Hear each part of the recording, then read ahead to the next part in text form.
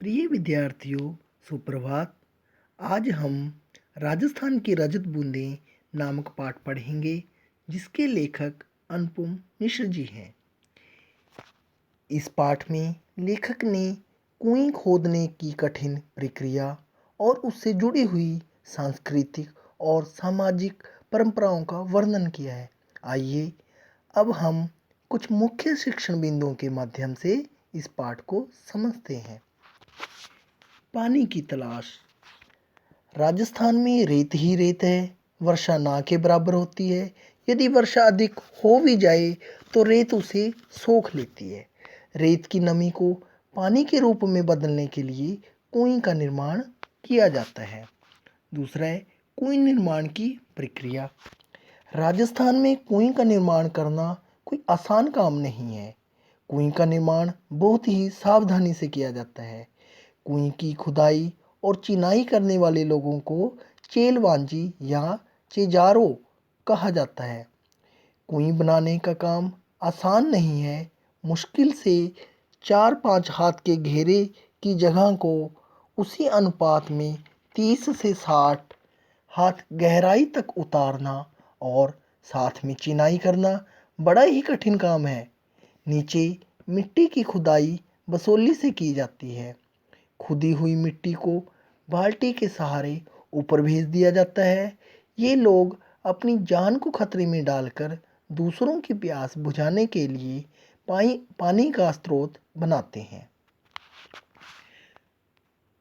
कुएं निर्माण की सफलता का उत्सव।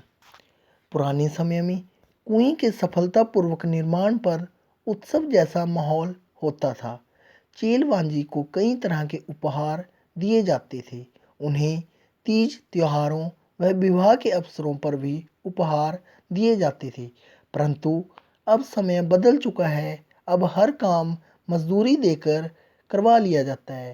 पहले क्या होता था कि यदि किसी से हमें कोई काम करवाना है तो हम उसको कोई उपहार देते थे या किसी तीज त्योहारों पे उसको कोई गिफ्ट दे देते थे। लेकिन अब क्या हो रहा है कि अब लोग उसको उसके काम के बदले में पैसे दे देते हैं। आगे है राजस्थानी पानी के रूप। लेखक ने राजस्थानी पानी को 3 रूपों में बांटा है। पहला है पालर पानी। यह सीधे बरसात से मिलने वाला पानी है। यह धरातल पर बहता है, यानी कि जब बरसात होती है, जो पानी धरती पे बहता है उसको ही पालर पानी कहा जाता है। दूसरा है पाताल पानी। यह पानी का दूसरा रूप है जो वर्षा के बाद रेत द्वारा सोख लिया जाता है और खड़िया परत के अभाव में जमीन के नीचे चला जाता है। यह प्रायः खारा होता है। तीसरा है रेजानी पानी।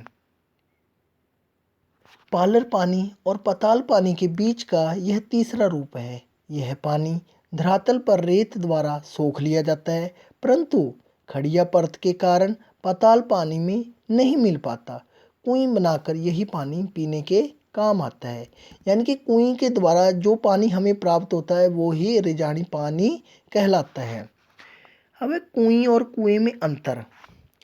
कुएं कुएं का ही छोटा रूप होती है। कुआं व्यास में कुएं से बड़ा होता है। सामान्य कुएं चौड़े मुंह तथा 150-200 हाथ गहरे होते हैं, जबकि कुएं पतले मुंह वाली तथा कम गहरी होती है। इस प्रकार यह पाठ हमें पानी की कमी से उत्पन्न होने वाले संकट के प्रति जागरूक करता है, वहीं जल बचाने के लिए भी हमें प्रेरित करता है। इस पाठ से पानी के महत्व का भी ज्ञान होता है। हमें किसी भी हाल में, किसी भी सूरत में पानी को बर्बाद नहीं करना चाहिए। हमें जहाँ तक हो सके पानी को बचाना चाहिए। उम्मीद है आपको यह पाठ समझ आ गया होगा। अब आपने स्वयं भी इस पाठ को अपनी पाठ्य पुस्तक बितान भाग 1 में से पढ़ना है।